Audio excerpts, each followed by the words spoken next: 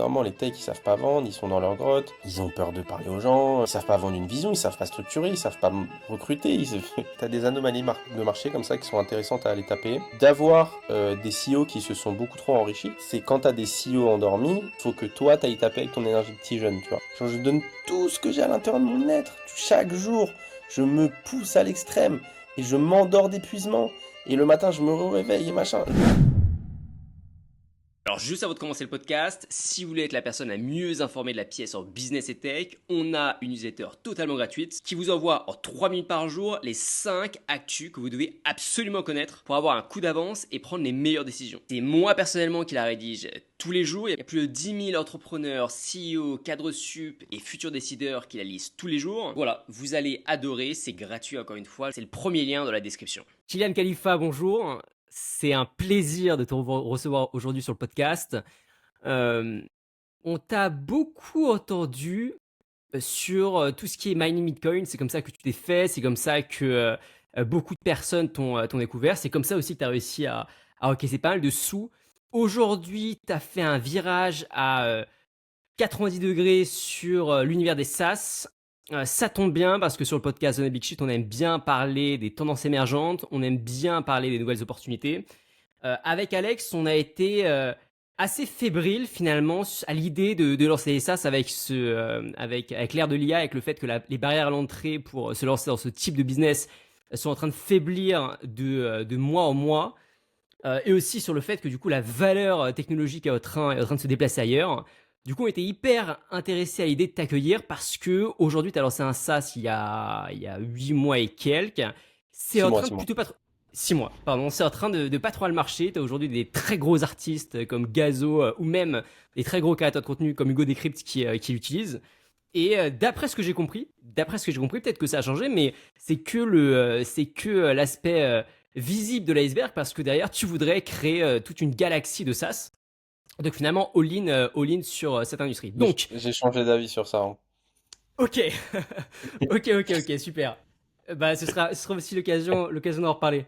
Donc, Ouais, le, ouais. le but de ce podcast, c'est de parler de toi, c'est de parler de ton aventure SaaS, c'est de parler de la vision que tu as des SaaS aujourd'hui à l'ère de l'IA, et aussi à la fin, pourquoi pas de brainstormer sur les idées de SaaS que l'on pourrait lancer, que nos auditeurs pourraient lancer, et qui aujourd'hui ne sont pas encore exploitées.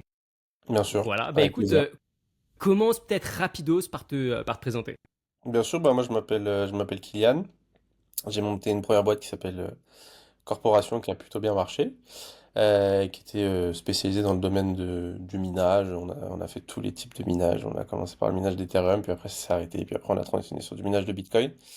Euh, et j'en avais un petit peu marre. Enfin, le minage c'est très redondant. Je répétais la même chose depuis 3 ans et demi. Et j'avais envie de faire quelque chose de plus ambitieux. Et cet été, je regardais une interview du fondateur d'Odoo. Euh, et en fait, j'ai pris la claque de ma vie, j'ai fermé mon laptop, et je me suis dit, oula, je suis pas assez ambitieux, je suis pas assez all-in, j'ai envie de faire autre chose. J'envoie un message à la personne qui deviendra du coup mon CTO. Hello, écoute, j'ai envie de passer les prochaines années de ma vie à développer un logiciel. Je sais pas coder, est-ce que tu es partant pour le faire avec moi? J'ai pas encore l'idée, mais je vais la trouver dans la journée. Et j'envoie un message et il me dit go. Et du coup, on était parti sur ça. Donc je trouve l'idée, ça va assez vite. Je lui dis écoute, là je suis en vacances, on commence à travailler dessus à partir du 1er septembre. Et du coup, je suis rentré de ces vacances-là. Et j'ai commencé à travailler dessus à partir du 1er septembre. Et depuis le 1er septembre 2024, je n'ai pas bougé de mon bureau. Je, je n'ai pas pris. Enfin, je suis sorti quelques fois à faire du paddle, mais grosso modo, je ne sais plus vraiment quel jour on est, si, je sais pas si c'est la nuit, le jour. Je suis dans un tunnel de taf hardcore depuis un moment. Et du coup, bah, on travaille sur une idée qui s'appelle Tapit, qui est ce qu'on va parler aujourd'hui. Alors, avant d'aborder ta pizza, c'est quoi la claque que tu t'es prise avec le fondateur de Doo? C'est quoi la Ah, il est phrase incroyable. qui... Non, mais ce mec, il est complètement dégénéré du cerveau. Il a un problème mental. C'est la définition même de all-in. C'est le mec, il a aucun argent en perso, il a tout dans sa boîte. C'est un malade mental. Enfin, Il a monté plusieurs entreprises Odoo à travers le monde. Il y a une entreprise en Inde, la partie en Inde qui marchait pas. Il est parti vivre 2 ans en Inde. Il fait passer la branche indienne de 40 personnes à 800 personnes. Aujourd'hui, je crois qu'ils sont plus de 1000. Je peux pas décrire ce mec. Genre, j'ai regardé le podcast comme ça, j'ai fait, oula, je suis vraiment, je suis pas du tout assez ambitieux dans ma vie, tu vois. Et, non, franchement, tu vois, comme quoi Internet c'est trop puissant, tu vois. Moi, c'est simple, hein, j'ai regardé cette interview et après cette interview, j'ai fermé mon laptop et j'ai envoyé un message avec le dev avec qui je m'entendais le mieux dans mon WhatsApp et ça s'est fait comme ça, tu vois, ça s'est fait en une soirée. Donc, euh, donc non, ouais, ce mec, il est très très impressionnant. C'est, Aujourd'hui sa boîte, elle vaut 6 milliards, ça arrête pas de grossir. C'est la force du travail. Le mec, pendant 10 ans, ça n'a pas marché. Une résilience de malade mental. Il a changé de business model. C'est une histoire de dingue, Odoo. Et pourquoi les SaaS finalement? Est-ce que c'est parce que tu t'es dit je vais dupliquer un peu l'industrie dans laquelle est le fondateur de Do ou non, tu as vraiment Non, réfléchi alors longuement? en fait, c'est très simple. Moi, les SaaS, ça fait longtemps je tourne autour. Enfin, je regarde, hein, tu vois, ça m'a toujours intéressé. Euh, et c'est le domaine où tu as le plus gros cash price, tout simplement parce que c'est le domaine le plus dur dans tout, hein, c'est extrêmement dur les SaaS, même si aujourd'hui on a l'impression que sur les réseaux, t'as l'impression que c'est un petit peu la mode, quoi. Mais c'est là où tu as les meilleurs entrepreneurs, c'est là où tu as les gens les plus intelligents, c'est là où tu as la compétition la plus féroce, on va dire. Euh, donc non, en vrai, ça m'a toujours intéressé. Et quand tu veux faire quelque chose d'ambitieux, quoi de mieux que de lancer un SaaS? Euh, donc voilà, ça corrélait avec. Après, j'avais fait une app mobile pour corporation avec bah, du coup mon CTO qui est mon CTO aujourd'hui. Il avait bossé avec moi sur ça en tant que freelance. J'avais adoré faire cette app mobile, la penser, etc. Et j'ai senti que j'étais bon pour faire un bon produit quand j'ai fait cette app mobile. Je l'ai senti. Donc au bout d'un moment, enfin, il faut savoir où t'es bon, où t'as des leviers, tu vois. Moi, je sais que bah, je suis pas mauvais pour faire un bon produit. Euh, donc en fait, j'ai juste réfléchi et j'ai fait, ok, bon, c'est quoi mes compétences, qu'est-ce que je sais faire, c'est quoi mes leviers. Je suis parti là où je pense que j'ai le plus de leviers, tu vois. Moi, j'ai une question quand même. Dans cette transition, avant qu'on passe on va dire au cœur de la conversation, mais qu'est-ce qui t'a convaincu d'abandonner une boîte qui marchait vachement bien? Si je dis pas de bêtises, tu faisais genre 500 000 par mois de CA ou même Bon, peut-être. alors ça, c'était la première année, hein. Après, Ouais, ouais. ça a bien baissé. Euh, Ah, ça faut- a baissé, pardon, ok, Ah ok. oui, voilà, c'est simple, quand Ethereum s'est arrêté, c'est plus la même chose. Ok. Ça a duré 1 an. Après, il faut savoir un truc, c'est que moi, effectivement, c'est plus compliqué d'arrêter quelque chose qui marche que d'arrêter quelque chose qui marche pas. Maintenant, bah, j'ai de la chance Aujourd'hui, je peux m'arrêter de bosser, je peux vivre de mes invests sans problème, tu vois. Genre, je peux totalement arrêter et je pense que je tiendrai pendant des dizaines d'années si je pars pas en couille sur mon train de vie, tu vois.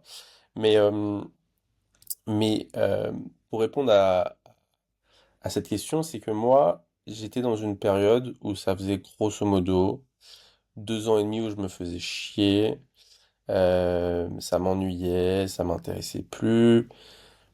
Ça m'a... En fait, j'étais pas épanoui professionnellement depuis un moment, tu vois, et c'est pour ça que bah, je cachais ma tristesse professionnelle dans des vacances. J'étais en vacances, j'ai été en couple, j'ai fait le tour du monde. Grosso modo, j'ai bossé 6 mois et ces 6 mois m'ont changé la vie. Euh, et après, bah, j'ai pu déléguer. Je suis rentré directement dans un gros process de délégation qui a fait que bah, j'étais plus nécessaire dans l'opérationnel assez rapidement dans cette boîte, on va dire. Alors quand je dis vacances, ça reste subjectif, mais grosso modo, j'étais plus dans une période de hardcore de travail. Et en fait, c'est juste, tu sais, te répéter pendant des années et puis pas avoir l'impression que t'évolues intellectuellement et qu'en fait tu bosses sur les mêmes sujets. Et ok, d'accord, ça fait de l'argent, mais quand t'en as, en fait, qu'est-ce que tu t'en bats les couilles de l'argent? Enfin, tu vois, l'argent, t'es là, au début, quand t'as pas d'argent, l'argent c'est waouh. Mais dès que t'as un petit peu d'argent, en fait, bah tu te rends compte que genre c'est plus de motivation. Genre t'as beau faire. Enfin moi c'est incroyable, tu vois. Genre je l'ai senti, tu vois. J'étais plus du tout motivé par ce secteur-là, etc. Tu vois, c'est comme ça, tu vois, t'as des sujets qui te passionnent. Après, j'ai eu des problèmes qui ont fait que euh, ce secteur-là m'intéressait plus pour plein de raisons, tu vois. Mais manque de passion et j'avais perdu la flamme, tu vois. J'avais perdu la flamme depuis longtemps. Ça fait, tu sais, c'est long, 2 ans, 2 ans et demi, tu vois, presque 3 ans.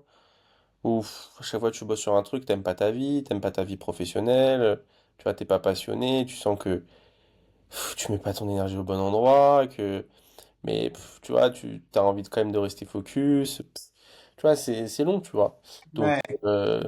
je dirais j'ai perdu la flamme et j'avais besoin de la mettre ailleurs, tu vois. Et juste pour contexte, vous étiez beaucoup dans la boîte? Au Prime, on était 40, je crois, quelque chose comme ça. Ok, Au Prime. ok, ok. Donc, Et t'étais le seul actionnaire de la boîte? ouais, j'ai toujours été le seul actionnaire. Jamais eu d'associé. Ok, Ok, donc très là tu clair. te décides, donc moi je comprends tout à fait ta raison, elle est méga claire. Tu te dis, donc tu transitionnes, comment ça se En passe? fait, je sors d'une relation. En fait, c'est simple. Moi, j'ai deux choses qui me passionnent dans la vie, c'est le business et l'amour. C'est les deux choses qui me passionnent le plus dans la vie. Et c'est deux choses qui te font grandir de manière différente, tu vois. Mais moi, je peux pas combiner les deux. Ça veut dire que, en fait, je suis uni, je sais pas comment je suis uni énergétique. Ça veut dire que mon énergie, je peux la placer qu'à un endroit. Ça veut dire que, bah, quand je suis investi dans un couple, bah, je donne le même investissement dans mon couple que je vais donner dans une boîte, tu vois. Sauf qu'en fait, je ne peux pas, en fait, tellement je suis intense comme gars, qu'en fait, je ne peux pas split mon énergie, ce n'est pas possible. Je ne peux pas travailler quand je suis en couple. Alors, évidemment, c'est subjectif, évidemment, je travaille 1 heure, 2 heures par jour, mais en fait, ce n'est absolument pas mon focus dans ma tête, en fait, tu vois.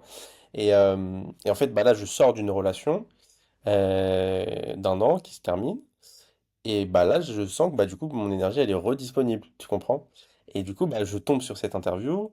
En fait, je sentais que j'avais envie de la mettre ailleurs, et puis, j'avais pas envie de repartir sur une relation, c'est bon, j'avais fait quelques années de couple. J'ai fait un peu le tour. Là, je sens que j'avais besoin de remettre mon énergie dans un milieu professionnel. Et, euh, et du coup, bah, je sors de cette relation. Et après, je tombe sur cette vidéo. Et après, bah, voilà, ça se fait comme ça, tu vois. Ok, ok. Vas-y, on peut enchaîner du coup, Luc. Non, non, mais ça n'a rien à voir avec le sujet du podcast, mais je trouve que c'est peut-être quelque chose sur lequel on se penche pas assez en tant qu'entrepreneur ou même dans les podcasts, qu'on n'entend pas assez dans les podcasts. C'est le lien entre l'amour, entre la vie personnelle, on va dire, et entre la vie professionnelle, et même si on est beaucoup plus spécifique, entre les relations amoureuses, les peines de cœur ou au contraire les moments de passion intense avec justement le focus professionnel. C'est Ouais. cool que tu l'abordes de manière aussi légère, hein. Finalement, il y en a très peu. Je sais que Oussama Hamar en parle un peu aussi. Mais Mm. oui, sinon, tu entends un peu des trucs clichés sur les réseaux.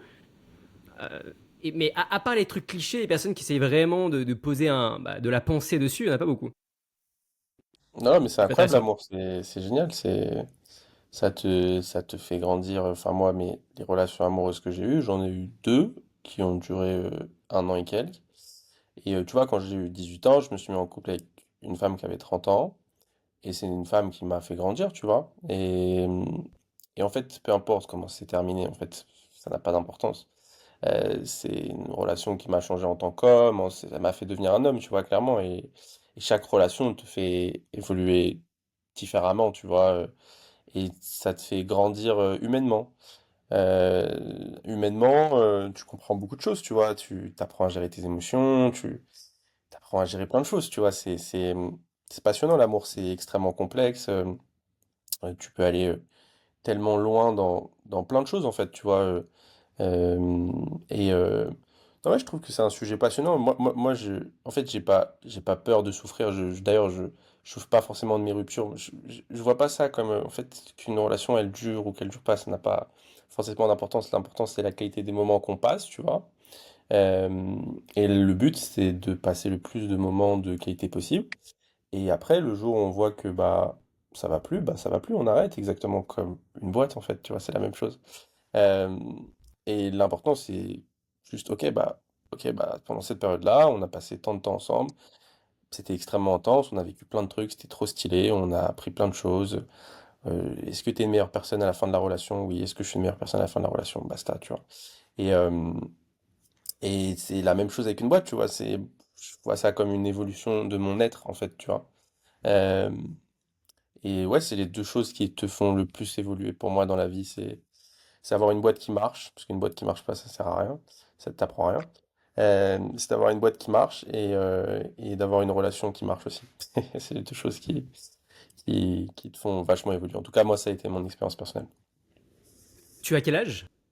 Moi, là, je vais avoir 22 ans dans 2 jours, là. Ok. Ok, ok. Le 16 mai, j'ai 22 ans. Eh ben, si on revient un peu sur, de manière très terre à terre, sur les SaaS, la transition est pas folle, hein, mais si on T'inquiète, revient t'inquiète, sur, donc, sur les SaaS, euh, si on prend la chronologie, t'as vu la vidéo, tu t'es dit, j'ai envie de lancer un SaaS, t'as envoyé un message à ton futur CTO, tu lui as dit dans 24 heures, je vais avoir l'idée, j'imagine qu'en 24 heures, tu as eu l'idée. Pourquoi Tapit? Alors, c'est très simple. Et qu'est-ce que Attends, déjà c'est et peut-être pour pourquoi tout le monde. Tapit? Déjà peut-être pour tout le monde, c'est quoi exactement Tapit et après Voilà, pourquoi Tapit? Non, l'inverse. D'abord, pourquoi tapis et Ah, après. vas-y, si tu veux, si tu veux. Non, en fait, c'est très simple. Bon, moi, ça, c'est ma théorie des SaaS. C'est moi qui l'ai théorisée dans ma tête. Elle est peut-être vraie, elle est peut-être fausse. Pour l'instant, j'ai pas fait d'exit. J'ai pas gagné beaucoup d'argent dans ce secteur. Mais ça, c'est ma théorie. Qu'est-ce que j'ai observé dans ce milieu? J'ai observé qu'il y avait deux manières de faire beaucoup d'argent, on va dire. Euh, T'as, on va dire, la catégorie Shopify, Webflow, blablabla, les grosses boîtes qui demandent de lever beaucoup d'argent, des centaines de millions, des dizaines de millions, etc. Ça m'intéresse pas. Ça m'intéresse pas pourquoi? Je prends un exemple tout con. Allez taper un Shopify, t'as pas de levier en fait. Ils sont trop forts en marketing, ils sont trop forts en produits, ils sont trop forts, ils ont tout le marché, ils ont beaucoup plus de moyens que toi, ils font déjà énormément d'argent. En fait, t'as de levier nulle part, ni en marketing, ni en truc, et même en difficulté produit, t'en as pour des mois et des mois. Il faut que tu fasses un roadshow, il faut que tu lèves je sais pas combien, faut que t'aies... En fait, ça prend trop de temps, trop peu de chances d'y arriver. Je trouve ça pas intéressant, tu vois. Et en fait, moi là, ce que je cherchais, c'est qu'en fait, encore une fois, ce n'est que ma propre théorie que moi-même j'ai théorisée. Mais euh, dans les SaaS, tu as ce qu'on appelle, selon moi, des anomalies de marché. Ce que j'appelle des anomalies de marché, c'est quand la difficulté produit est complètement décorrélée de la taille de marché. Je te prends un exemple, Typeform. Typeform, ça fait des centaines et des centaines de millions d'ARR. Pourtant, Typeform, c'est disponible sur GitHub. Enfin, ça se fait en 2 jours et demi, tu vois. Euh, Tapit, par exemple, ce qu'on va aller chercher, c'est du Bitly, tu vois. Donc du Bitly, tu vois, actuellement, Tapit, c'est un meilleur produit que Bitly. On a créé un meilleur produit que Bitly en 3 mois. Bitly, ça fait 120 millions d'ARR. Linktree, ça fait 37 millions d'ARR. Linktree, c'est encore une... En fait, tu vois, tous ces produits-là, par exemple, ce que va faire, je sais pas, ce que va faire Tela avec Loom. Loom, c'est revendu à 1 milliard. Loom, c'est des putains d'enregistrements d'écran. Euh, Tu vois, ce que va faire Tally avec Typeform. Tu vois, et en fait, t'as des anomalies de marché comme ça qui sont intéressantes à aller taper quand t'as des grosses boîtes qui ont un produit pas ouf ou t'as du levier produit. Ça, c'est hyper important d'avoir du levier produit. Donc, quand tu regardes un Tally, bah, Tally, c'est beaucoup mieux que Typeform. C'est pour ça que ça prend des parts de marché à Typeform. Donc, le produit, c'est extrêmement important. Donc, d'avoir du levier produit, d'avoir des CEO qui se sont beaucoup trop enrichis, donc des CEO endormis, ça c'est extrêmement important. Euh, Quand tu prends le CEO, bah, par exemple, moi je me suis attaqué à Bitly. Bitly, il a déjà revendu une grosse partie de ses parts à un fonds d'investissement, c'est-à-dire qu'il n'y a plus personne. C'est-à-dire que le produit Bitly, il est pareil depuis 2020, qu'en fait, ils s'en battent les couilles. Et en fait, le CEO, il a déjà réussi. Il est vieux, il est aux Maldives, tu vois. Tu vois, il est endormi, tu vois. Et c'est quand tu as des CEO endormis qu'il faut que toi, tu ailles taper avec ton énergie de petit jeune, tu vois. Et ça, c'est extrêmement intéressant d'avoir des silos intermis. Tu vois, quand t'as un, je sais pas, quand t'as je sais pas, tu regardes le CEO de Figma, vas-y. Le mec, toute la journée, il pense à Figma, ok, on va sortir Figma ça et tac, tac, machin. C'est chiant, tu vois. Tu vois, c'est chiant de s'attaquer à quelqu'un. Alors que quand tu t'attaques à quelqu'un d'endormi, en fait, toi, tu peux rattraper parce qu'en fait, lui, il avance pas. Et toi, toutes les années, tu rattrapes, tu rattrapes, tu rattrapes, tu rattrapes. Et lui, il est au même point. Et lui, il grossit juste parce qu'il a un nom, etc. Et toi, tu peux jouer là-dessus, tu vois. Euh, et du coup, ben moi, c'était ça qui m'intéressait, c'était de trouver. un produit qui était réalisable en petite équipe, de façon meilleure que le mec qui est tout en haut, qui est gigantesque, avec un CEO qui est déjà riche, qui s'est déjà enrichi, donc qui n'a plus de motivation et donc qui n'est plus passionné par sa boîte. Et donc encore plus si la boîte, ça fait longtemps, tu vois, parce que bah, t'as une boîte, ça fait Bitly, ça existe depuis 2008, donc c'est normal que le mec il est plus passionné par Bitly, tu vois. Euh, et donc voilà, donc ça c'était mon critère, et du coup bah je pense que tu peux faire beaucoup d'argent en partant de ce principe-là. Et des anomalies de marché comme ça, t'en as plein dans le secteur des SaaS, t'en as plein, plein, plein. Et voilà quoi. Et Je trouve d'ailleurs, le critère du CEO endormi complètement magique.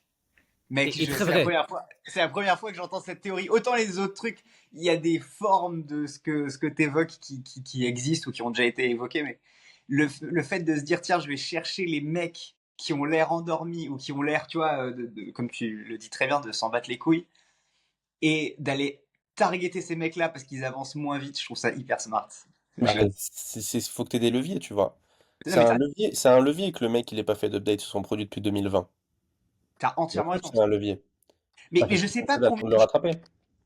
Ce que je trouve très cool dans ta méthode, et je pense que pour ceux qui nous écoutent, c'est hyper important, c'est-à-dire que toi, ta méthode, c'est pas, comment dire, c'est pas de se dire, ah tiens, j'ai cette idée, je vais la tester avec le marché. Tu vois, moi, j'ai démarré, mon truc est un peu improbable. Ma boîte, enfin, c'est pas le truc, tu vois, qui vient tout de suite à l'esprit. Mais comme je connaissais bien la problématique de la ville, je connaissais bien la problématique de la data, de l'IA, machin, j'ai mélanger les deux, si tu veux, en me projetant et en disant, OK, comment on peut monétiser ça? Et donc, moi, j'ai eu comment dire, un schéma de développement complètement inverse au tien, en mode, j'ai une idée et je teste les différents trucs qui peuvent marcher pour la monétisation, et puis on arrive sur le marché, qu'on pourrait appeler méthode un peu classique de startup. Toi, ce que j'aime vachement dans ta méthode de réflexion, c'est de dire, de prendre le truc à l'inverse. Toi, quelque part, tu t'en fous un peu, c'est peut-être pas ta passion, ou tu vois, tu te dis, ok, j'ai envie de faire un truc, j'ai envie de faire un truc qui marche, donc quels sont tu le dis très bien, les leviers et les trucs pour attaquer un truc qui marche. Et Ouais, là, tu redescends, tu ouais. reverse engineering le truc jusqu'à trouver ce qui fonctionne Ouais, et où il y a une faiblesse. ouais, bah, t'as plein de leviers, tu vois. T'as du levier produit, t'as du levier marketing, t'as du levier réseau. Et en fait, c'est pour ça que, tu vois, je vais pas lancer une boîte de maquillage. Tu vois. En fait, les gens, ils captent pas que c'est hyper important d'être founder market fit, de faire un truc au moins qui t'intéresse, où tu connais un petit peu le marché, tu vois. Moi, tu vois, Tapit, je suis tellement aligné avec cette boîte-là. Enfin, je suis modelé pour cette boîte-là. Tapit, c'est une boîte de pirates. C'est, c'est une boîte de vrais pirates, tu vois. C'est tous les users qu'on a eu, tous les users qu'on va avoir, on les a de manière totalement pirate, de plein de manières différentes. Et Tapit, c'est une boîte de pirates, tu vois. Et c'est hyper important d'être aligné en fait avec ta boîte. Et c'est pour ça que bah, Tapit, ça c'est plus le temps passe, plus je me rends compte qu'en fait, en fait, tout ce que j'ai fait avant, c'était juste une formation pour ce que je suis en train de faire aujourd'hui. Ok. Une autre caractéristique de CEO endormi que j'ai remarqué, c'est lorsque les grosses boîtes rachètent les petites aussi. Alors tu vas avoir Bah quand même oui, bien des sûr. cas où bah, avec Facebook, Instagram, forcément, bon voilà, c'est pas forcément des CEO endormis, mais il y en a d'autres. Par exemple, un Exploding Topics, Alexon, je t'en avais parlé, je crois qu'il y a quelques temps, c'est une boîte qui est montée en un an de 0 à 80 000 euros de MRR, assez dingue. Et ils ont été rachetés assez récemment par SEMrush, très certainement il y a 4 mois, 5 mois, quelque chose comme ça. Et depuis, plus rien. Que dalle. Alors que ça a été lancé en 2022. Hein. Que dalle, que dalle, que dalle. Mhm. Et des boîtes comme ça, il y en a plein. The Hustle, on peut même partir sur le marché de la newsletter. The Hustle qui a été racheté par HubSpot. Le truc est en train de mourir. Ils ont niqué leur produit payant Trends.co. Ils l'ont fait fermer il y a 2 ans. Et la newsletter elle-même, The Hustle, n'a pas grossi en termes d'abonnés depuis. Et là, j'ai l'impression qu'elle devient de moins en moins, pertinente. Et des boîtes comme ça, c'est vrai que on n'en parle pas assez parce que généralement, on est vachement dans l'idée business, et moi le premier d'ailleurs, mais se dire, ok, qu'est-ce qui cartonne déjà aujourd'hui, mais qui stagne, et sur lequel bah, je peux attaquer de manière ultra pirate, bah, c'est assez smart. Par contre, le revers de la médaille, et c'est ma prochaine question, Kylian, c'est que si toi tu peux l'attaquer en termes de produits, alors que t'es pas tech, et si t'as pu l'attaquer aussi rapidement, bah finalement n'importe qui peut le faire. Et l'état d'esprit pirate Est-ce que c'est vraiment une barrière à l'entrée ou pas? Je ne sais pas, peut-être, à toi de me le dire. Mais comment est-ce que toi, tu fais face à tous les micros Kylian Khalifa qui en fait sont hyper inspirés par ce que tu fais, notamment parce que tu builds tout in public, tu montes tes chiffres, tu montres tes clients, en fait tu leur files tout quoi. Ils ont plus qu'à aller démarcher et à demander à ChatGPT de recréer le produit, si je caricature. Comment est-ce que tu fais face à ça? Et est-ce que lorsqu'on a les mains dans le cambouis comme toi, est-ce que finalement, toutes les personnes qui disent oui, maintenant le SaaS, on le crée en 2 secondes avec l'IA, il n'y a plus aucune barrière à l'entrée, c'est fini, est-ce que c'est vrai? Non, ça c'est une connerie. C'est une énorme connerie. Tu fais rien avec Bolt, c'est de la grosse merde. Non, ça c'est une énorme connerie. Euh, Maintenant, il faut savoir un truc, c'est que ce qu'il y a en ligne, c'est notre MVP. Moi, ça fait 7 mois, je bosse sur une V2.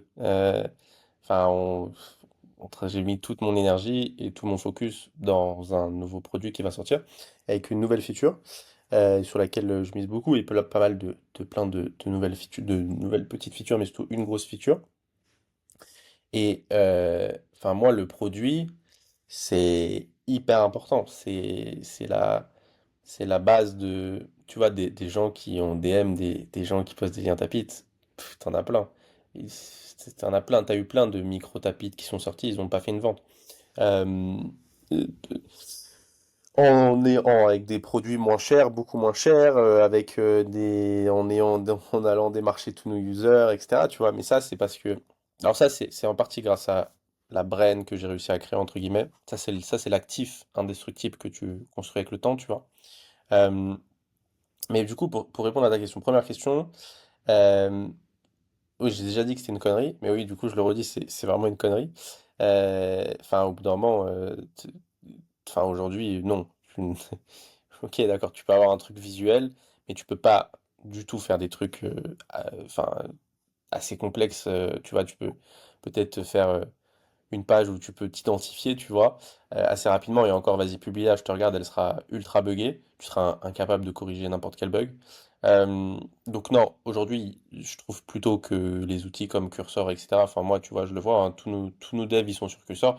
Ça permet juste à des devs d'être beaucoup plus productifs. Euh, Exactement comme nous, ChatGPT, ça nous permet d'être beaucoup plus productifs, tu vois, en tant qu'entrepreneur, tu vois, dans notre quotidien.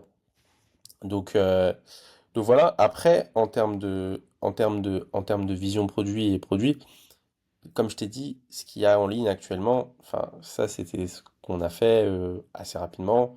On l'a mis en ligne. Et en fait, ça nous a juste permis de payer et de structurer une team produit qui bosse depuis 6 7 mois sur bah, la V2 de Tapit. Et la V2 de Tapit, je te regarde. Vas-y. Tu vois, vas-y, fais ta copie avec Bolt. On va regarder. Donc, Après, certes, alors on met de côté tous les wannabe entrepreneurs qui n'ont jamais codé de leur vie. Ok, je suis d'accord avec toi, les bols, cursors et tout, ça leur sert, enfin, ça va pas leur permettre de recréer un Shopify ou un Tapit. Mais euh, à partir du moment où tu as quelques connaissances techniques, on le voit là, des techs ou des apps mobiles, des techs mais qui, mec, qui lancent des SaaS ou des apps mobiles. non mais mec, les techs, s'il te plaît. Les techs, ils sont incapables de faire une vente sur quoi que ce soit.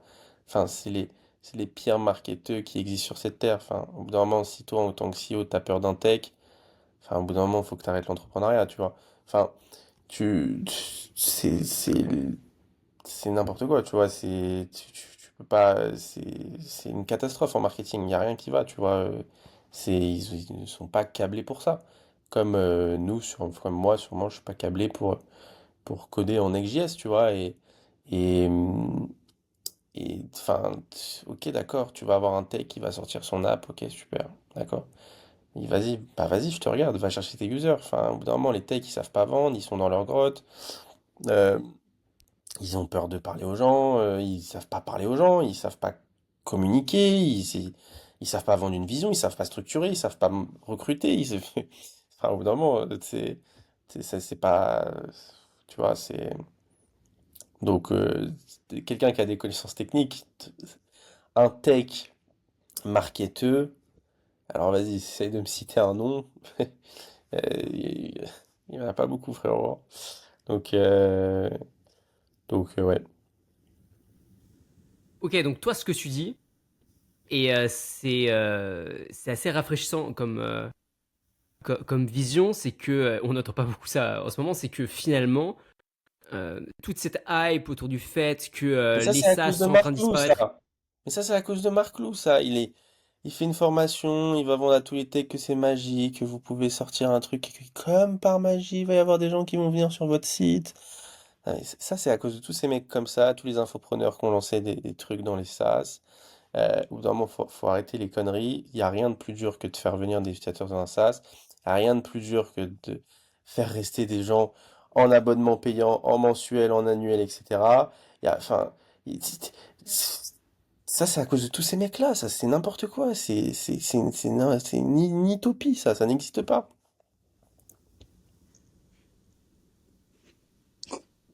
Moi, je suis assez d'accord avec toi sur le fait que faire rester des mecs, enfin, pour être dans, entre guillemets, dans la partie, encore une fois, j'ai un cas un peu particulier, mais pour être dans la partie depuis longtemps, faire rester des clients professionnels. Alors, toi, tu es un peu entre les deux, on va dire, mais faire rester des clients professionnels sur des solutions payantes, les faire reconsommer, les garder sur le long terme, c'est un boulot à temps plein dont beaucoup de gens ne réalisent pas que, en tout cas jusqu'à une certaine taille, que le Mais, CEO est clairement impliqué mais c'est et même. que tu fais pas ça par magie en mode comme par magie tu te réveilles avec 50 000 utilisateurs. Et pourtant, tu vois, nous dans notre cas de figure, on fait gagner de l'argent aux gens. Donc, t'as envie de dire quasiment, enfin, moi ils rentrent, ils mettent X et ils ressortent avec 2X pour la faire facile, si tu veux. Et, donc théoriquement, tu pourrais dire, ouais, c'est un produit qui se multiplie, tu claques des doigts et les mecs, tout le monde veut gagner de l'argent, c'est évident. Bah oui, bah je te regarde. Il claque des doigts. C'est ça. La réalité, c'est que ça passe pas comme ça. C'est que tu dois les garder, tu dois les choyer, tu dois avoir des calls clients, hein, et plus les boîtes en face de toi sont grosses, plus ils sont exigeants, plus ils ont des process, plus ils ont des machins.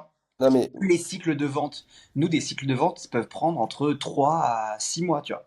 hum, Et ça, là où je suis assez d'accord avec toi sur ce point-là, c'est autant on a gagné vachement d'efficacité grâce à l'IA, Cursor et tous ces trucs-là, sur la partie dev et production, enfin sur la partie efficacité de l'équipe tech, mais pour autant faire venir des gens, faire du marketing et faire du building de base client, tu le fais pas, tu le fais pas en claquant des doigts et en fait je suis assez serein sur le fait que là où tu peux peut-être te faire niquer sur les histoires d'IA, je pense, c'est si tu as une app consumer où vraiment tu as peu de barrières à l'entrée, peu de, tu vois, peu de défense. Ce qu'on évoquait il y a quelques épisodes, Luc, il y a peut-être un mois, tu sais.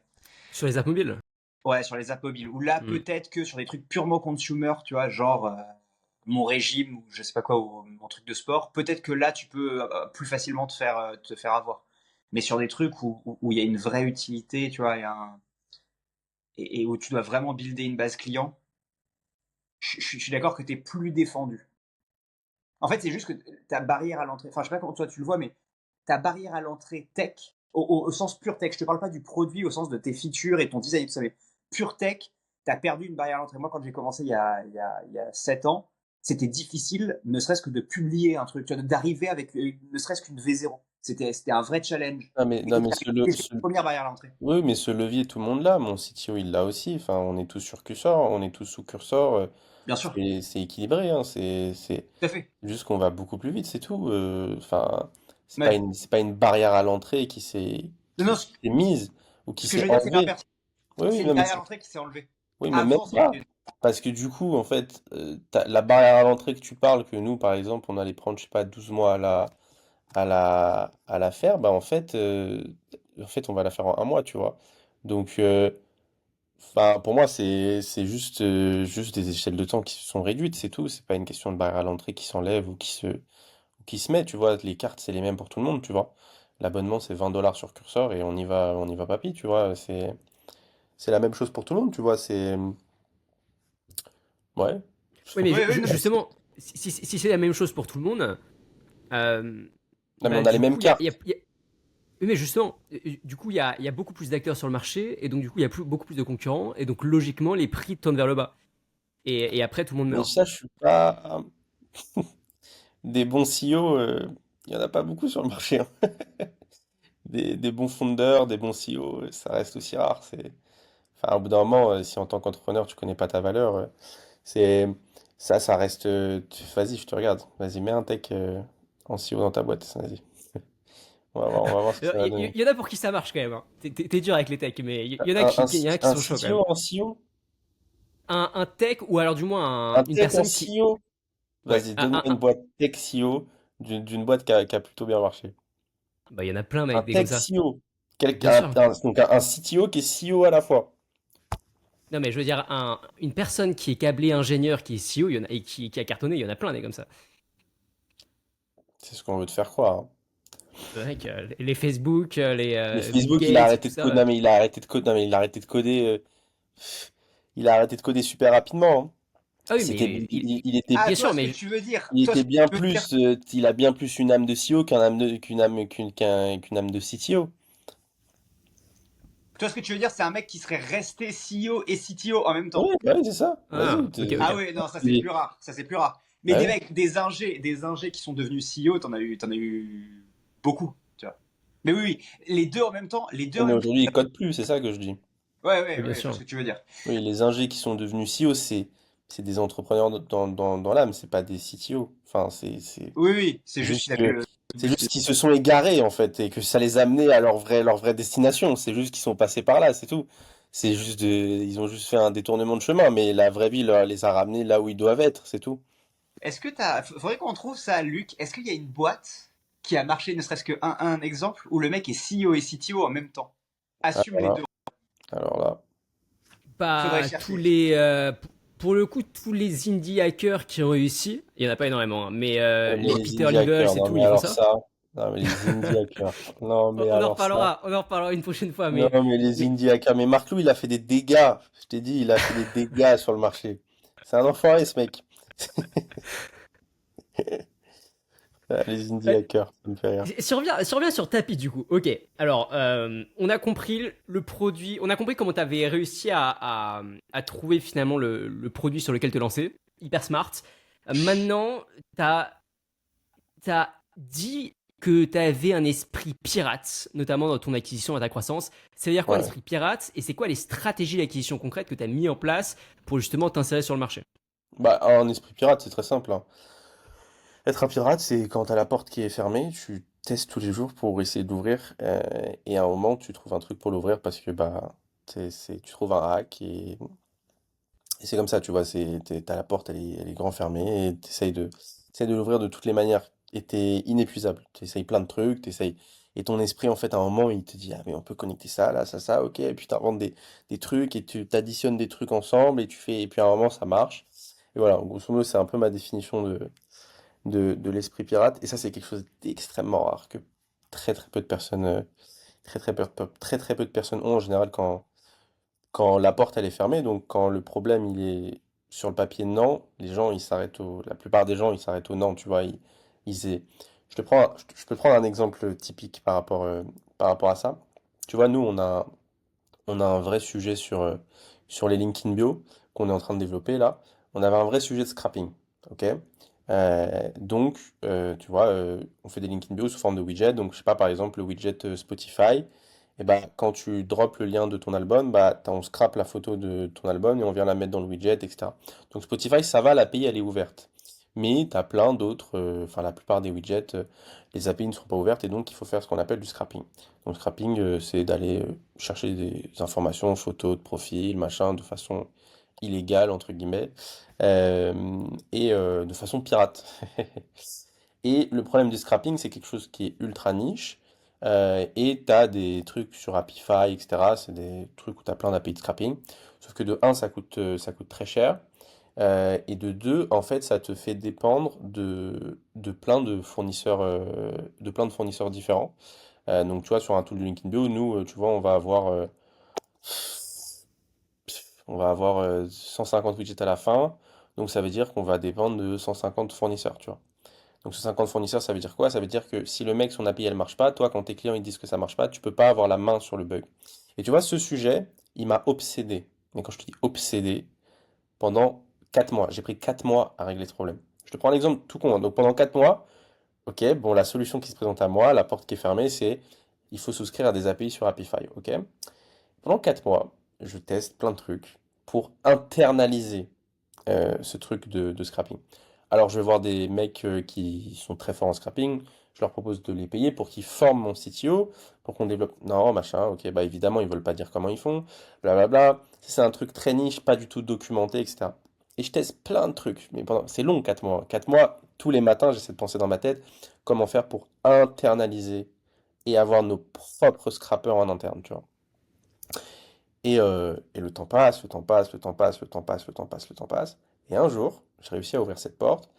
Et par miracle, je fais un recrutement qui est juste exceptionnel. Et aujourd'hui, tu vois, on développe tous nos API de scrapping en interne. Il y a quelqu'un qui a plein temps là-dessus.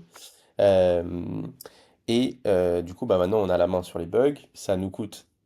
Enfin, j'ai fait des économies avec le trafic qu'on va avoir et le trafic qu'on a déjà. Ça se compte en dizaines de milliers d'euros par mois et sur une vision de 2 ans en centaines de milliers d'euros par mois. Tu vois, les économies que j'ai fait en ayant toutes nos API de développer en interne. Et évidemment, on documente tout et il forme toutes les équipes au scrapping. Donc comme ça, si un jour demain il part, bah, on n'est pas dépendant de lui, tu vois. Euh, et tu vois, ça, typiquement, c'est un sujet, comme je te dis, qui m'a obsédé pendant plusieurs mois. Et je savais qu'un jour, j'allais trouver la solution. Maintenant, je savais pas quand. Et du coup, bah, tous les jours, je testais des choses. Donc, j'ai testé plein de choses, tu vois, pour réussir à internaliser cette connaissance. Euh, et un jour, j'ai réussi. Et donc, ouais, donc ça, typiquement, tu vois, ça, c'est être ce que j'appelle un pirate, tu vois. C'est ne jamais abandonner un problème qui est sur le papier impossible, on va dire, tu vois, ou très compliqué, ou tu vois, où il n'y a pas de solution documentée, ou tu vois, c'est ce que j'appelle, c'est ma définition du pirate, entre guillemets, tu vois, je crois que j'ai répondu à une de tes questions, il y en avait une deuxième, non? Bah, c'est exactement la même question, mais pour tout le côté acquisition, comment est-ce que tu as fait justement sur un produit qui a une proposition de valeur qui existait déjà? Ouais. Comment tu as fait pour t'insérer et pour petit à petit Alors, faire ton... alors, il faut savoir un truc, c'est que la proposition de valeur qui existait déjà, elle est très, euh, elle n'existait pas vraiment déjà. Enfin, elle existait déjà, mais t'as personne qui arrivait avec un logiciel clean, bien fait, avec une UX UI propre. Euh, les liens qui redirigent vers les apps mobiles, c'était innovant. Et d'ailleurs, c'est ça qui m'a permis de... En fait, ça, ces liens qui redirigent vers les apps mobiles, ce n'est qu'une excuse pour rentrer dans ce monde des connexions digitales de façon originale et d'arriver avec une feature qui te permette de faire ce qu'on a fait, donc de gagner de l'argent, de sortir un MVP, de valider notre idée, d'avoir des utilisateurs, de monter en brand, et ensuite après de dégainer d'autres features qui sont plus importantes. Euh, donc en stratégie d'acquisition, après tu vois, le building public a ses limites. Tu vois, je communique sur tout sauf sur bah, ce qui... Sinon c'est trop simple, sinon je te donne ma boîte et, et vas-y. Euh, mais grosso modo, la principale stratégie d'acquisition bah, qui fait en sorte que Tapit aujourd'hui gagne 200, 300 users par jour sans vraiment rien faire. Euh, Aujourd'hui, souvent, on arrive à ce stade-là parce qu'en fait, on a réussi à placer assez de liens dans les bios. Aujourd'hui, il y a un lien qui se crée par minute sur Tapit, il y a 5 à 10 clics par seconde.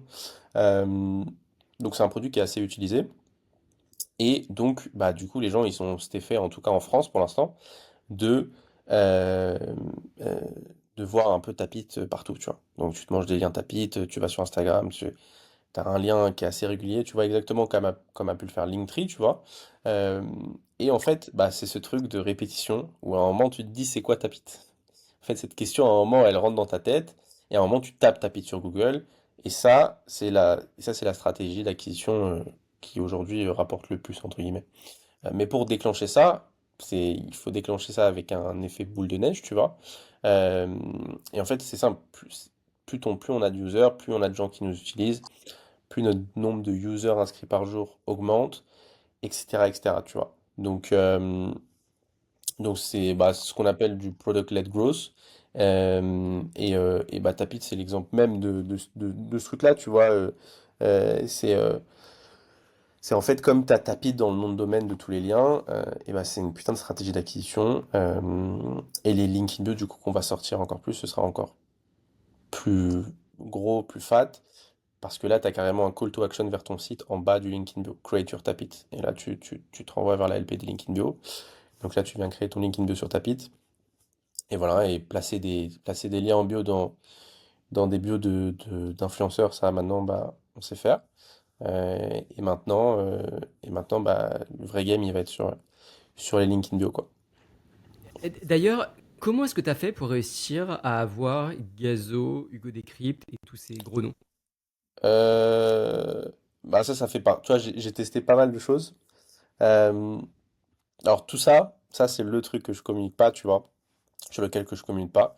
Mais c'est une technique très très pirate, on va dire. Gazo, lui, il est venu s'inscrire comme ça. Je te dis, aujourd'hui, on arrive à un stade, en tout cas en France pour l'instant, où bah t'as des Gazo qui viennent s'inscrire sans que je fasse rien. T'as des Joyka qui viennent s'inscrire, ils utilisent Tapit depuis 2 mois, j'étais même pas au courant. Tu vois, t'arrives à ce stade-là. Parce qu'en fait, t'as déclenché cet effet boule de neige dans ce microcosme qui est l'influence, tu vois. Euh, et donc voilà. Ok. Alex, est-ce que tu as d'autres questions sur ça ou pas? Sinon, je passe à ta volonté, ton ancienne volonté de faire un startup studio, mais sur lequel tu as du coup Vas-y, tu peux y complètement aller. avancé. Tu peux y aller. Alors, j'avais écouté un de tes podcasts sur Merci Internet. Oula, il date celui-là, hein. Il date. Bah, Je crois que c'était il y on le a. reprend là.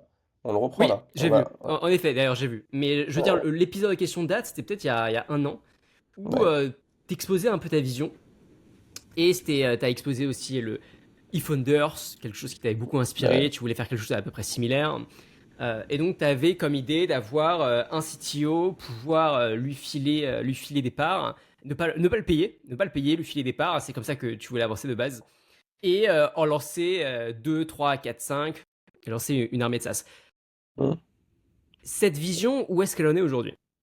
Bah, c'est simple, c'est une énorme connerie de faire ça. Genre, c'est. D'un moment dans la vie, ce qui paye le plus, c'est le focus, tu vois. Euh, donc, je pense que c'est un truc de retraité. Euh, Exactement comme a pu le faire Thibaut Isir quand il a revendu Photolia, je crois, c'était ça sa boîte à 800 millions à Adobe, tu vois. C'est un truc de retraité, tu vois. C'est un truc de. Bah, t'as 45 ans, tu sais pas quoi faire. Tu lances un startup studio et tu fais des SaaS, tu vois. Et t'as des fonds et t'as tous les contacts. Bah, grosso modo, je me suis rendu compte d'un truc, c'est que moi, à la base, ce que je voulais faire, c'était prendre plein de freelances, tu vois, les mettre dans un SaaS. Et en fait, je me suis rendu compte que ça marche pas. Pourquoi ça marche pas? Parce qu'en fait, les freelances, on n'a rien à foutre des parts. Y a rien à foutre. Eux, ce qu'ils veulent, c'est du cash. Donc, comment faut aligner les intérêts, tu vois. J'ai essayé, hein, ils en ont rien à foutre, tu vois. En tout cas, les Français, en tout cas, je ne sais pas comment ça se passe. Je sais qu'aux États-Unis, l'equity est bien plus valorisé que ça. Mais en tout cas, les Français freelance, j'ai essayé, hein, tu vois, mais ils en ont pas grand-chose à foutre Alors, ils vont te dire, putain, c'est incroyable, machin, mais dans les faits, tu vas voir que, en fait, ils sont plus investis qu'avec leurs clients. Bah, du coup, en fait, viens, je deviens ton client. Tu vois, genre. Donc, euh, donc ça, c'est le premier truc que j'ai observé.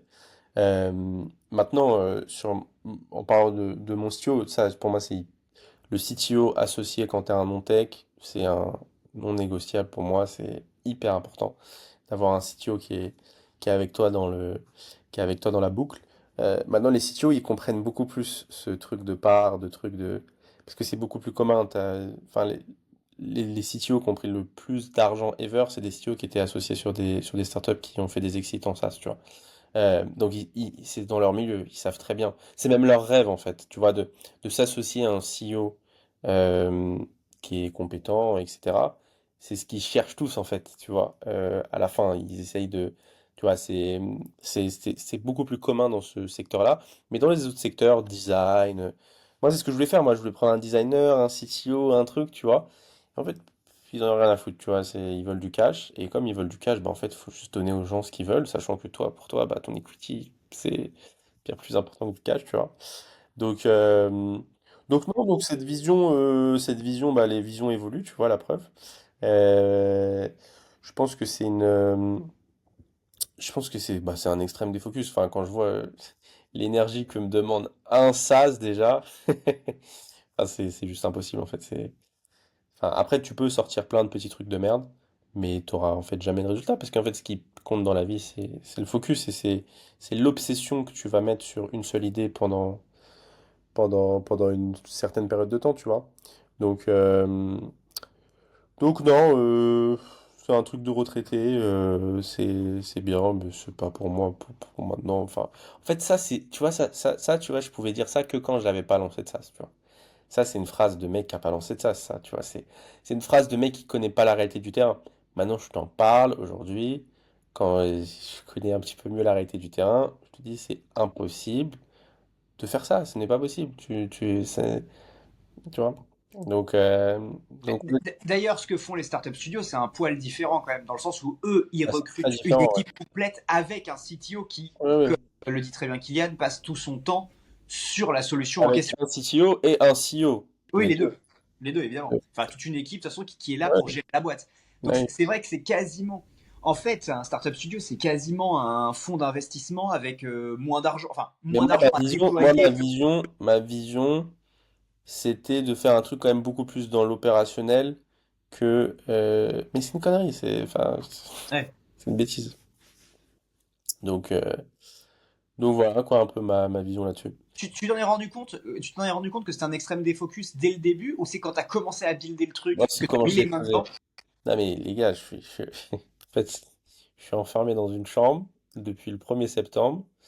Enfin, ça me demande, c'est une quantité énergétique, c'est une quantité de travail, c'est une quantité de concentration, c'est une quantité de lucidité. Enfin, c'est éprouvant de faire un SaaS, hein. C'est extrêmement dur. C'est pas possible d'en faire deux en fait.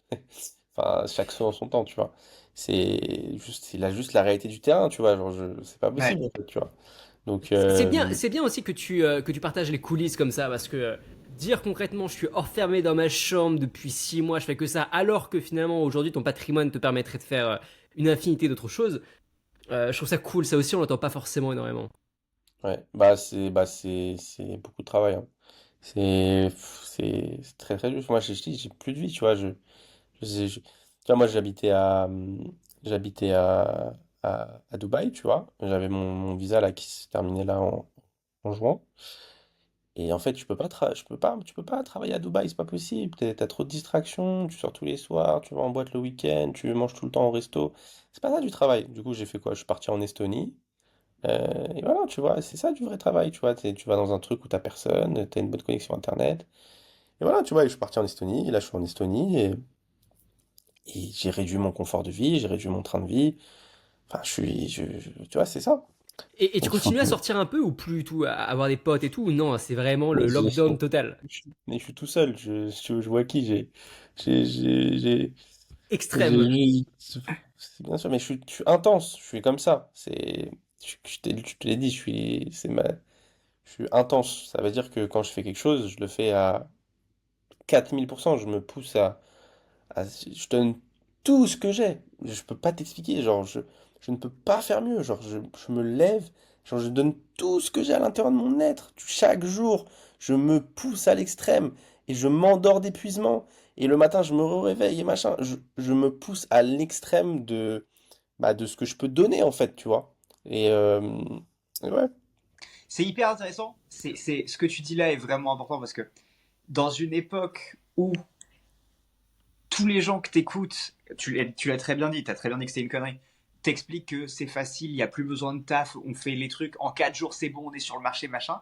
Toi, t'expliques, et je trouve à très juste titre, parce que même si c'est un peu moins le cas aujourd'hui, c'est quand même ce que j'ai vécu pendant une période, et je pense Luc aussi, c'est si tu veux réussir et si tu veux faire peu importe quoi, mais qui marche, t'es obligé de pousser à l'extrême et de te mettre Mais, dans le retranchement. Alors peut-être que toi, tu MDR. vas à l'extrême de Mais non, l'extrême, mais, pour mais, encore bien mais c'est pas l'extrême de l'extrême, au bout d'un moment, c'est le minimum.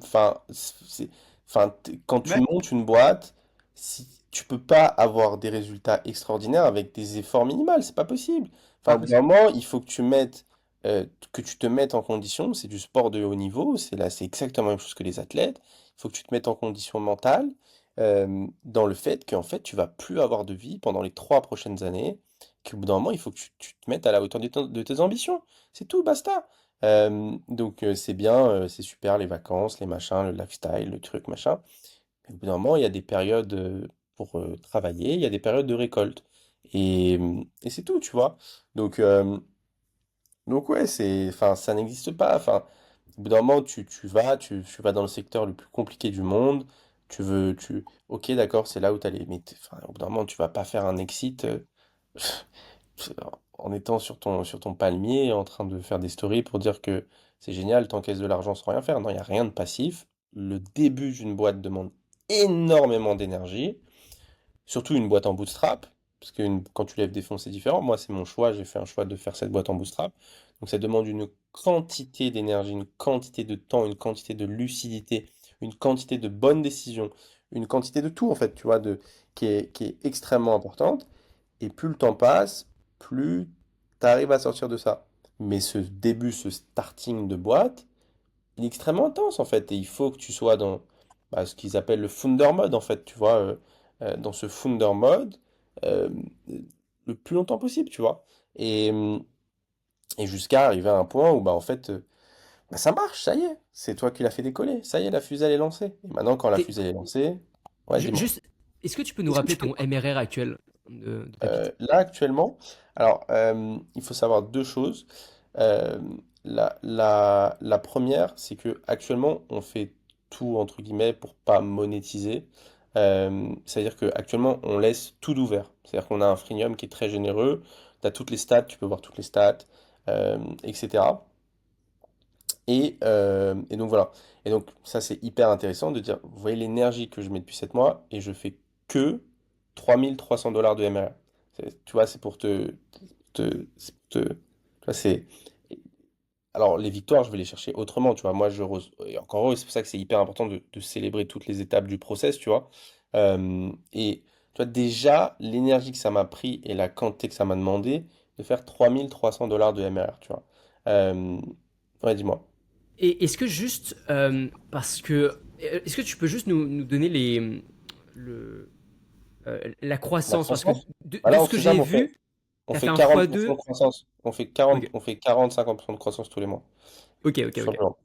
Et donc ça, en fait, c'est pareil, ça, c'est les intérêts composés. Donc au début, 50% de croissance, tu passes de 500 à 1000, à 1005, machin. Mais si tu maintiens cette croissance-là, après, ça va plus vite, en fait, tu vois.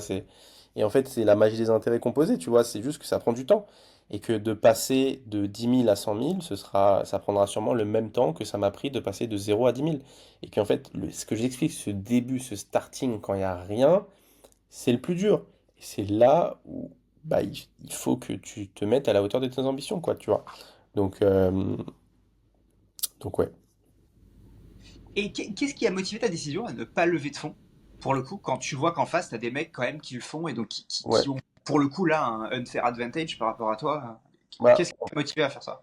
en fait, c'est une très bonne question. Il y a une, une valeur que les gens ne voient pas forcément, hormis le fait de pas lever de fonds, etc. Et, en fait, la plupart des gens qui disent qu'ils lèvent pas des fonds, c'est juste qu'ils peuvent pas lever de fonds. C'est des guignols. Enfin, il y a personne qui va mettre n'importe quel ticket dans leur boîte, tu vois. C'est des gens qui n'ont pas des projets assez sérieux pour pouvoir lever des fonds. Et il y a quand même un truc qui est hyper intéressant dans le fait de ne pas lever de fonds. C'est qu'en fait, tu es en mode. Euh, donc, moi, de un, je me suis interdit de lever des fonds. Et de deux, je me suis interdit de prendre de mon argent personnel. Donc, c'est deux contraintes, tu vois. C'est deux contraintes que je me suis mises. Et donc, ça veut dire que quand tu te mets ces contraintes-là, tu te dis que tu dois faire de l'argent à partir de rien. Et donc, quand tu dois faire de l'argent à partir de rien, en fait, tout ton process mental, il pense autrement. Ça veut dire que tu dois faire beaucoup avec peu. Et en fait, tu dois toujours penser comme ça, tu vois. Tout le temps, tout le temps, tout le temps, tout le temps, tout le temps, tout le temps. Et donc voilà, tu vois. Donc ça, c'est le premier truc. C'est dans quel état ça te met. Ça te met dans un état de survie, même si tu l'es pas forcément, en réalité, tu vois.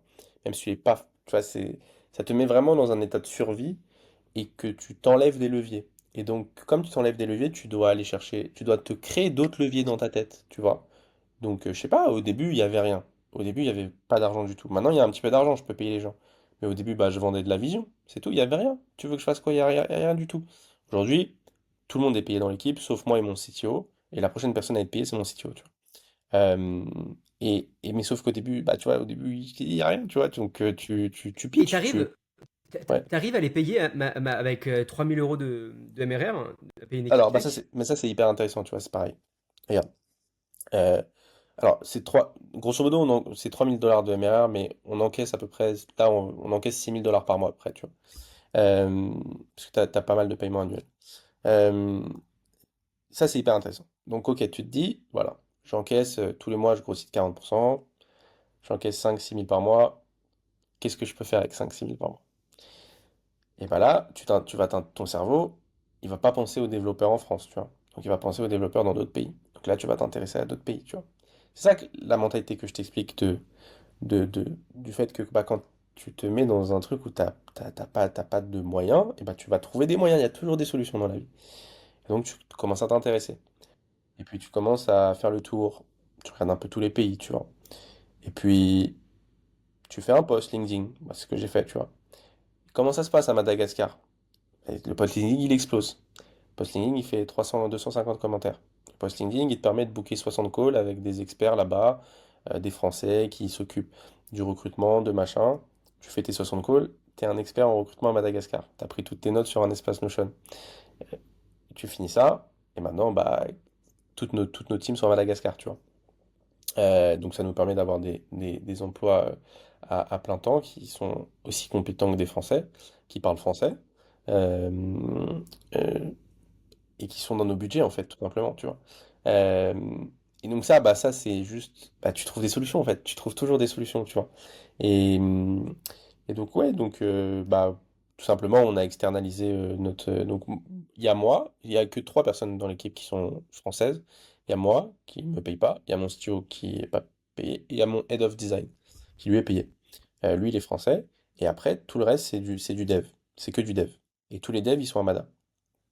Donc donc voilà, tu vois, c'est passionnant, tu vois. Bah maintenant on a recruté, là on est au 5e recrutement à temps plein, tu vois. Euh, et à chaque fois on grossit, bah tous les mois on recrute 1 2 personnes, tu vois. Et bah ça c'est incroyable, tu vois. Et ça c'est le fait que bah tu te mets dans des conditions où t'as pas de moyens, et quand t'as pas de moyens, bah tu trouves toujours des moyens, tu vois. C'est le truc du pirate de tout à l'heure. Et c'est tout le temps, c'est pareil, c'est dans toutes les actions. C'est, Ça se reflète partout, tu vois. C'est, ouais, ça se reflète partout. On arrive presque à la fin du podcast. Est-ce qu'on peut passer à l'étape de l'idéation? Tu as renoncé au Startup Studio, mais j'imagine que tu as toujours tout un tas d'idées de business de SaaS que tu voulais lancer. Est-ce que tu peux en partager quelques-unes à la Ouais, foule? j'ai une note avec plein d'idées. J'ai une Vas-y, note plein de balance-les. trucs. Ça, alors peut-être qu'il y en a, c'est de la merde, hein. Qu'est-ce que je peux te dire? Hum, Tiens, je trouve ça c'est pas mal. C'est faire le frame.io, mais pour les sites web. Tu vois, ça c'est une douleur que j'ai rencontrée. C'est infernal de faire des retours design sur du dev, etc. Tu vois. Tu Donc, peux rappeler ce que c'est Frame.io? frame.io, c'est une app pour faire des commentaires sur des montages vidéo. Ok. Et j'ai pas trouvé d'équivalent pour faire des commentaires sur des designs quand ils sont développés sur un site web, tout simplement. Donc ça, bah ça, je suis sûr, c'est une très bonne idée, tu vois. Frame.io, ça s'est revendu plusieurs milliards. Et le marché des sites web, il est bien plus important que le marché des vidéos, du montage vidéo, tu vois. Donc, euh, donc ouais, par exemple, tu vois. Je sais pas ce que vous en pensez. Très probablement. Je connais pas assez la douleur en question, Ah, mais c'est une très vraie probablement. douleur, frérot, hein. Tu fais tes retours au design, mon frère. Tu prends ton écran, tu filmes, tu dis là ça va pas, et t'as Ah ouais, ouais, 1000 ouais, vidéos dans ton espace WhatsApp. Non, mais là, c'est pas comme sur Figma, là, c'est pas comme sur Figma. ouais. Donc, d'avoir un tool qui permet de faire des commentaires Mais pour Figma les... le propose pas, ça? On pourra faire des retours directement. Bah, sur Figma, si, mais après, quand c'est développé. Ah. T'as pas la version live en fait. C'est Ouais, ça le fond du problème. je te dis. Après, quand c'est développé, tu fais quoi? Bah, tu fais des écrans comme ça, tu dis là, ça va pas, là, c'est pas comme sur Figma. Non, mais regarde sur Figma, là, et tu changes d'écran comme ça, tu filmes, et après, tu envoies la vidéo sur WhatsApp. Et après, le mec, il oublie 3 quarts des infos, parce que c'est une vidéo WhatsApp.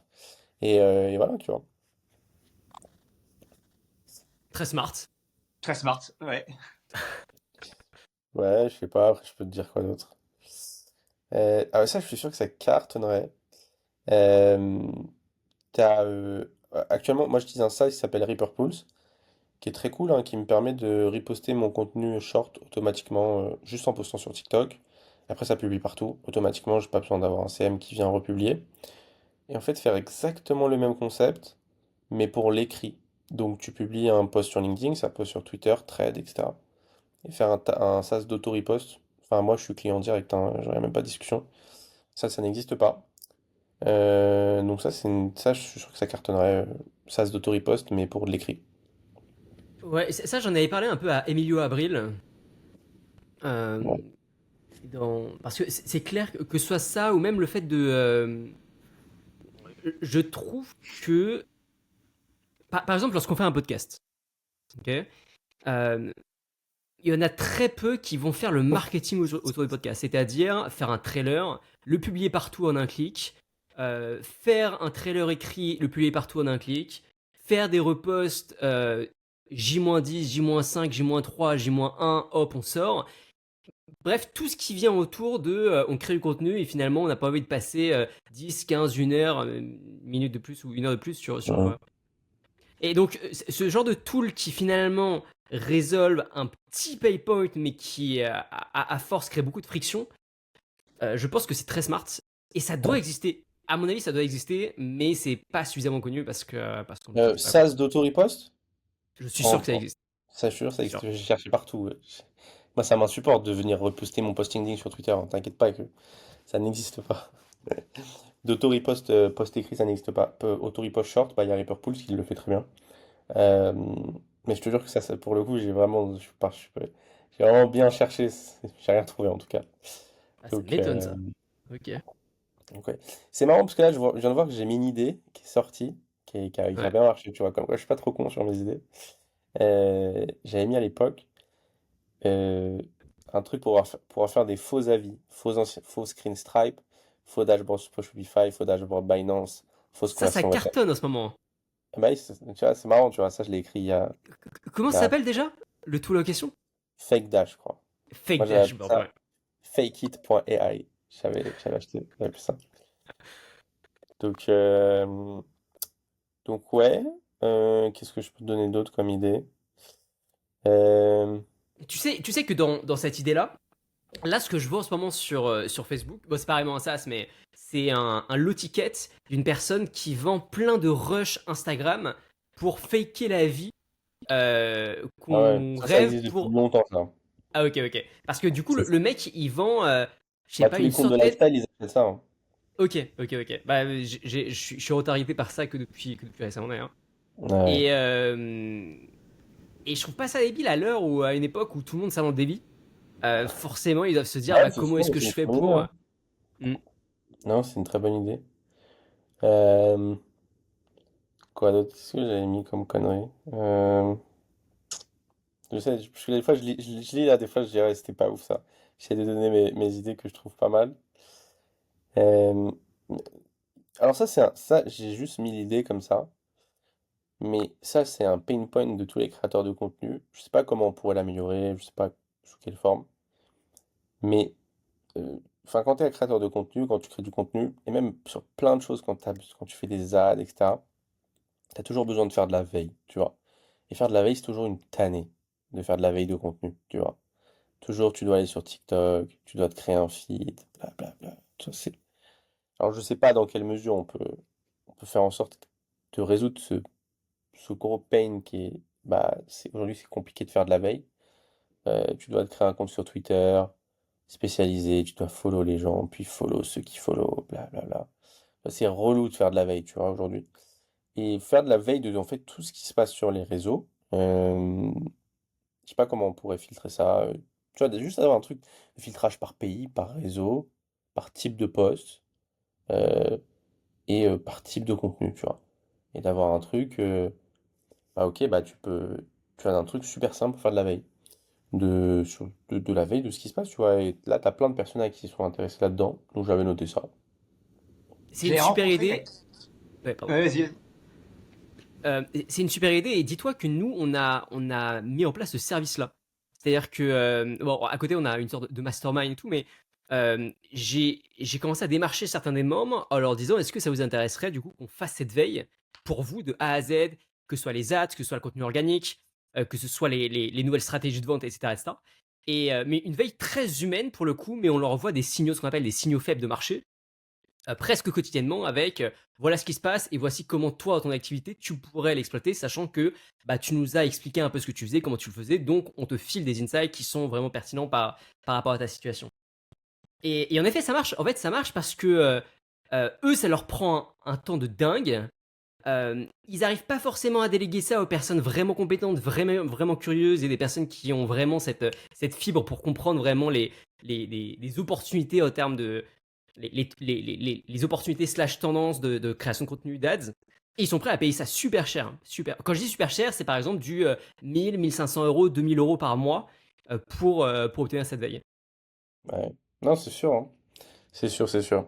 Donc, voilà, trois petites idées. Euh, Alex, tu disais quoi? Ouais, non, je disais, moi j'avais vu un Tools qui faisait ça il y a quelques années par contre, sur l'actualité. c'est cool ça. C'est-à-dire, en gros, ça faisait la même chose, mais sur les trucs géopolitiques. Et c'était vendu, tu vois, aux agences de sécurité, à l'État, et ainsi de suite. Alors, c'était un truc très, très lourd. C'était pas du tout, tu vois, user-friendly, comme ça pourrait le faire pour. On parle d'un truc qui coûtait des dizaines de milliers d'euros par mois. Mais par contre, le logiciel, j'avais vu une démo, était assez impressionnant. Déjà en 2019, peut-être 2020 max, c'était assez impressionnant. Ouais. Ah, mais ça, c'est, tu vois, c'est. Voilà, une petite idée pour finir le podcast. Ok, Bah écoute, c'est tout pour moi. merci beaucoup. Euh, Peut-être dernière question pour finir, c'est quoi le futur du SaaS là en une phrase avec l'IA, comment est-ce que tu vois la suite? Bah, pour moi, ça va rien changer, hein. Pour moi, ça va juste rendre les développeurs plus compétents et plus rapides. Et la tech, enfin, restera toujours réservée aux devs. Et on est encore à des dizaines d'années de. Enfin, pour moi, ça va juste accélérer le temps de développement, c'est tout. Enfin, Cursor, c'est un outil pour les devs, hein, c'est pas un outil pour Kian Khalifa, hein. Voilà. Parfait, parfait, parfait. Kian Khalifa, merci. Où est-ce qu'on peut te retrouver? Je partage ton lien LinkedIn, ton lien Instagram, ta pite. Dis-moi ce que tu préfères. Ouais, Taput et LinkedIn. Moi, je parle pas beaucoup sur LinkedIn. Trop cool. Eh bien écoutez, merci à tous et à la semaine C'est un prochaine. plaisir, les gars. À la prochaine. Ciao, ciao.